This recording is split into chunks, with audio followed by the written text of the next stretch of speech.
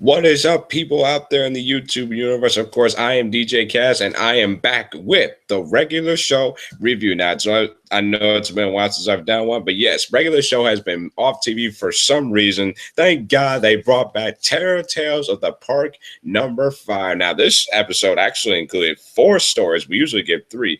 This one included Mr. Boss Man, Where Pops, Going Up, and Chocolateude. Now, this was, of course, the Halloween special. We kicked off the special with, of course, the most boring Halloween party I've ever seen. Nobody was barely even there. But yeah, Benson, he shows Rack the wishmaker, and he wants all the guys to get involved. Now, the whole thing is he's just trying to throw the best Halloween party ever. I guess he thought the one that he threw in Terror Tales the Part #3 wasn't good.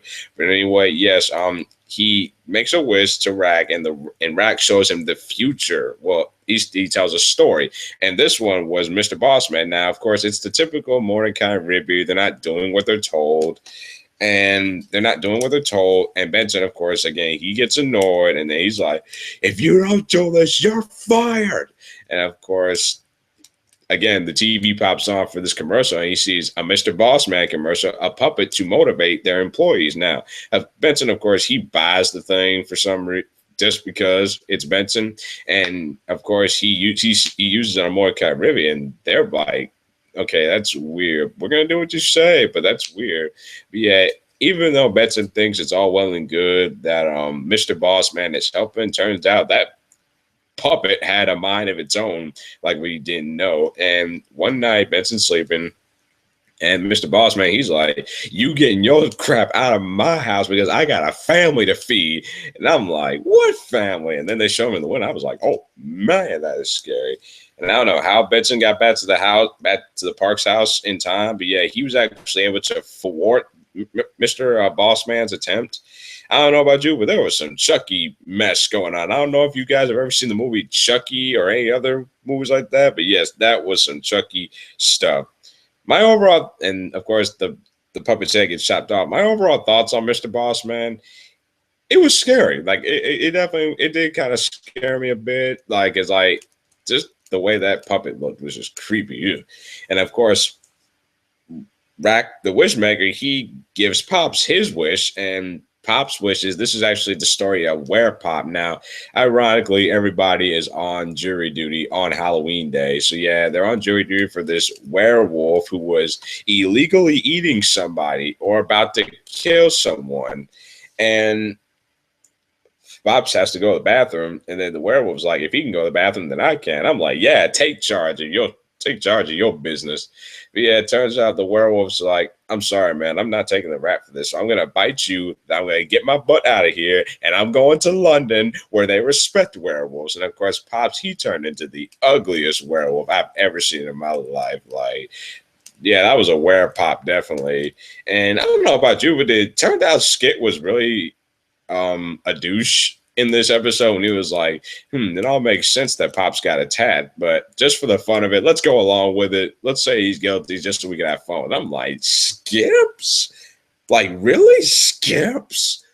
I know that sounds like something that Muscle Man or even Rigby would say, but Skips? that was just like, oh my, I cannot believe you just did that, Skips. Oh man. But yeah, it turns out Popsy's trying to run away, and he gets away on another plane with the werewolf, ironically, and they're going all the way to London. And then the episode just ends right there. Not bad, but it was just kind of like, meh, nothing really exciting to leave from Werepot. Next story we had was actually about Fives, which it's kind of weird because we don't really see Fives like focused on a lot in regular shows. So it was kind of good to see him focused on, even if it is a little short story. But yeah, this one was called Going Up. Now, he wishes that he could see his girl Celia, which I thought was pretty cool. And he sees this apartment complex, which apparently has 64 floors, which is so ridiculous. But yeah, he sees this so-called repairman repairing the elevator. And Fives, he's like, "Okay, I'm going to take the elevator." And the repairman is like, "Okay, you two have a good time." And Fives is on his way up, and then the elevator breaks, which I knew was going to happen. And then he talks to the repairman, and the repairman gives him like some music to calm him down, like ominous music, then some smooth jazz. That was some real good smooth jazz, I might add. But yeah, Pops, I mean, no, not Pops. I'm still stuck on where Pop. But yeah, Fives, the elevator all of a sudden starts acting weird because the repairman, he's like up and down, up and down, up and down, up and down, up and down. And then Fives, he finally gets off. Thank goodness. He sees Celia, which I really like. I kind of personally would like to see Celia on regular show a lot, but I know she's doing her own thing. That character's doing her own thing. But yeah. But then Celia reminds or tells really, Fives, you want to get that guy's email? Whatever happened to Facebook or Twitter? Just tweet the guy. But yeah, Celia, she actually tells Fives that the other repairman's been there for 40 years and he doesn't exist. And then the repairman, Fives was like, then who was that repairman that I was talking to? And of course, that repairman looked ugly as you know what. Like he just looked flat out scary, which I thought was pretty cool. Um, and then the elevator just bam destroys everything. Going up, it was fine. Like I said, much like Where Pop, I mean, wasn't really much to take away from.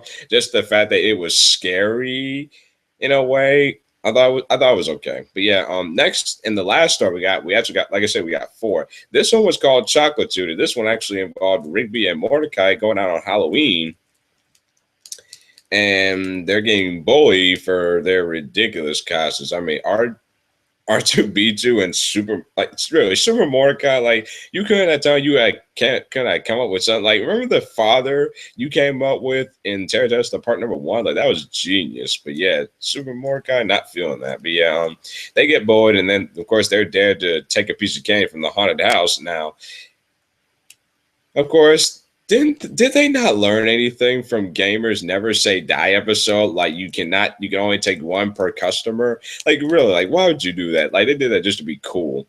But a witch all of a sudden stops them, pulls them into the house, and then she gives them some chocolate. Now this chocolate looked very familiar. Like this chocolate looked like real live people. Now, if you people have ever seen the movie House of Wax, that's what that kind of reminded me of because the wax figures were literally made out of real life people. Like they were killed. So yeah, they were killed in that. And of course, they're eating the chocolate. Mordecai notices his hands are turning chocolate and he can't feel nothing. He gets tossed in the candy machine and then he becomes chocolate. Rigby, he escapes, but then he turns to the chocolate eventually. And then the kids who are trick or treating just eat them. Like, and I'm like, do you not realize that you're eating a human being?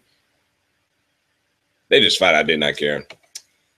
Yeah, and this story kind of reminded me of the one like with the pumpkin episode of Terra the part number 3, when they got turned into pumpkins at the end, which is the ironic twist. Which I noticed the ironic twist in this episode, and I thought it was funny. Overall thoughts on Chocolateude? Again, fine. I liked how the way the Halloween episode was really incorporated into the fourth story. Now, as we got to the end, that's when stuff really got funny to me. Like, oh my God, like seriously, a gypsy. Think about it, a gypsy who steals all that stuff and then he gets broken at the end. And it turns out Benson, he was just imagining the whole thing because he just wanted to throw the best Halloween party of all time. And that was Terror Tales the part number 5. Overall thoughts on this special? It was decent. I will say it was decent. Like it had a lot of funny moments. Like I said, I really like the fact that Fives was incorporated into just one story because we don't see him incorporated in singles action as much on regular show. My favorite one, honestly, was Mr. Bossman. Like I just enjoyed that because it just reminded me of so many scary movies. I just flat out enjoyed it. Second one, I would probably have to go with Chocolateude, definitely. I would probably have to put, unfortunately, Where Pop as number 5 because to me that was just the weakest out of all of them, and of course, going up at number 3. Well, people, I hope you enjoyed my review. Let me know how I did and give me some feedback. Let me know how I'm doing on my reviews. So I will see you back here next time on the regular show review. I'm DJ Cass. See you around.